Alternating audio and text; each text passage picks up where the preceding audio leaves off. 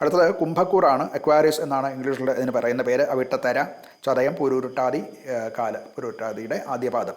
ഈ നക്ഷത്രക്കാർക്കാണ് കുംഭക്കൂർ എന്ന് പറയുന്നത്. ഗൃഹസ്ഥിതി അനുസരിച്ച് 11-ലാണ് ശുക്രനും സൂര്യനും കുജനും വരുന്നത്. 5-ൽ വ്യാഴമാണ്. ലഗ്നത്തിൽ രാഹുവും 2-ൽ ശനിയും ഒക്കെയാണ് അവരുടെ ഗൃഹസ്ഥിതി. ജോലി സംബന്ധിച്ച് നെറ്റ്വർക്ക് ബിസിനസ് നടത്തുന്നവർക്ക് അഥവാ അങ്ങനെയുള്ള വിഷയങ്ങളിൽ കൂടെ ഉള്ള ഉയർച്ച ഉണ്ടാകാനുള്ള സാധ്യത അവർ ഉണ്ട്. അതുപോലെ ഗ്രൂപ്പ് ചേർന്ന് നടത്തുന്ന ബിസിനസ്സുകൾക്കും പ്രൊജക്റ്റുകൾക്കും ഒക്കെ ഉയർച്ച കാണാവുന്നതാണ്. അതുപോലെ സൗഹൃദങ്ങൾ മെച്ചപ്പെടുകയും അത് കുറച്ചുകൂടെ അതിൻ്റെ ഒരു വലയം, സൗഹൃദ വലയം വിപുലപ്പെടുകയും ഒക്കെ നടക്കുന്ന കാലവുമാണ്. ഇവർക്ക് ഈ ആഴ്ച പറയാവുന്ന പരിഹാരം രാഹു ശാന്തിയാണ്. ലഗ്നത്തിൽ രാഹുവാണ്, അതുകൊണ്ട് രാഹു ശാന്തി നടത്തുന്നത് നല്ലതാണ്.